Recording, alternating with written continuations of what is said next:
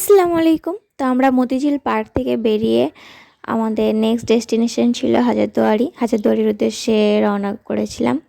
কিন্তু দুর্ভাগ্যবশত সেদিন শুক্রবার থাকায় হাজারদুয়ারি বন্ধই ছিল। তাই আমরা গাড়ি পার্কিং করে বেশি দেরি না করে চলে গেলাম ঘাটের দিকে নৌকায় চড়বো বলে।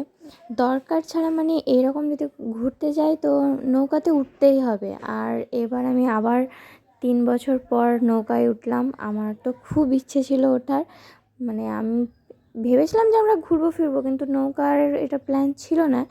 অন্য দিন হয়তো গিয়ে ঘুরবো ভাবছিলাম, এরকম একটা প্ল্যান করেছিলাম মামুনি আর আমি। কিন্তু যাই হোক, আল্লাহর রহমতে সেই দিনই আমার নৌকায় ওঠা হয়ে গেল। আমি খুব মিস করছিলাম।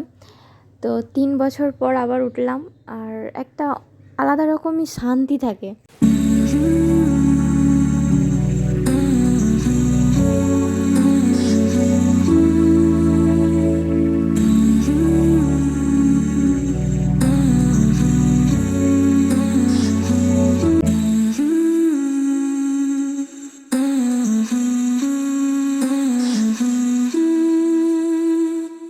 Quizás no quede nada, mi vigilia se acaba, penas ya no habrá. Quise borrar los recuerdos, se me desnuda el dolor y el alma, a lo lejos el río, el amor se lleva, noche y día, el amor se va.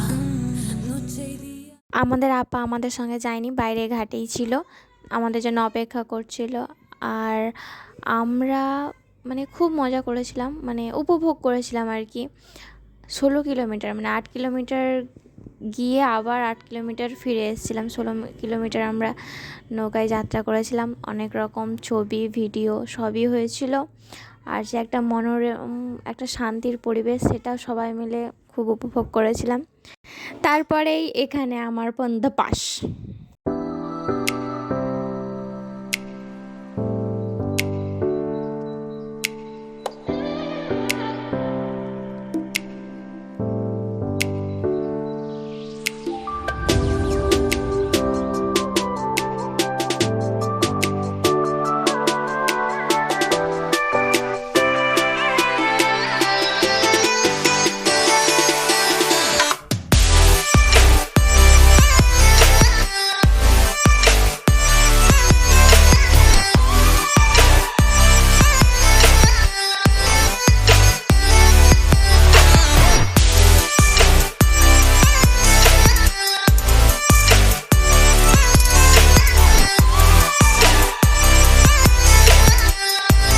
ফিরে আমাদের প্রত্যেকের খিদে পেয়ে গেছিলো। আমাদের lunch করতে বেশ দেরিই হয়েছিল। একটা ফাঁকা জায়গা দেখে সেখানে সবাই আমরা লাঞ্চ করলাম। শশা গাজর এগুলো আমরা এমনি কামড়ে খেয়ে নিয়েছিলাম, মানে অত আর ধৈর্য ছিল না কেটে স্যালাড করব। আর আমি সেরকম কিছুই খাইনি, শুধু অল্প 2টি ফ্রাইড রাইস খেয়েছিলাম। খাওয়া দাওয়া করে সেখান থেকে আবার বেরিয়ে পড়েছিলাম নিগারের হোস্টেলের জন্য।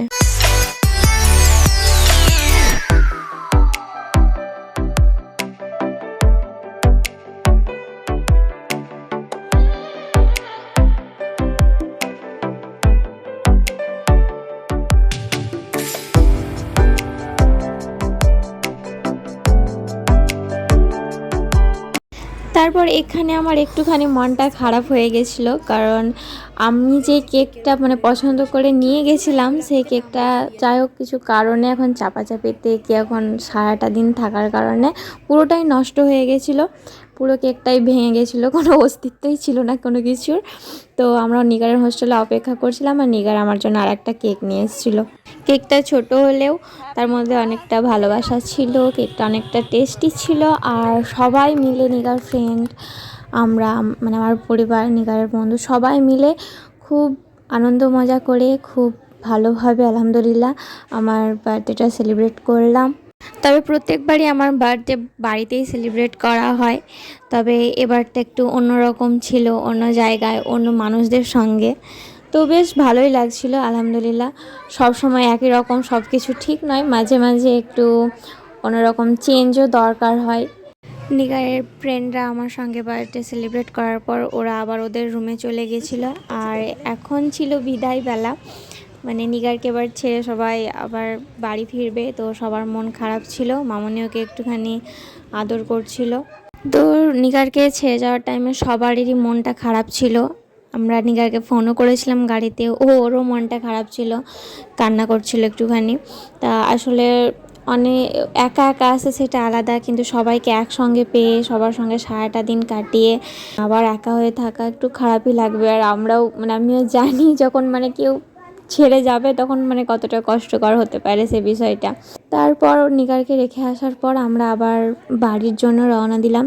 যদিও ভেবেছিলাম হয়তো যে আরেকটুখানি মানে কিছু প্ল্যান ছিল, কিন্তু আমার মাসিমণির শরীরটা একটু খারাপ হয়ে গেছিলো আর সবার একটু মনটাও খারাপ ছিল।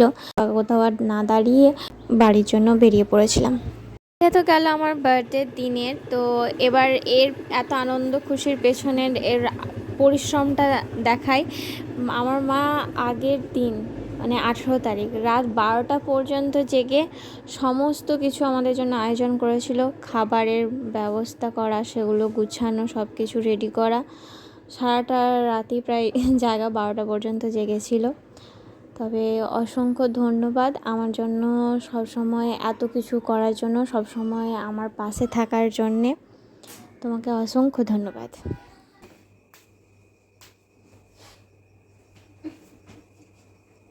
আমি এই গ্যাসের ওষুধ খেয়ে ঘুমোলাম।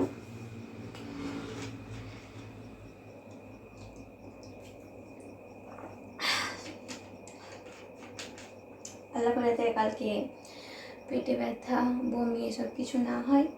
মামনের কাজ এখনো শেষ হয়নি, আমি এবার ঘুমালাম।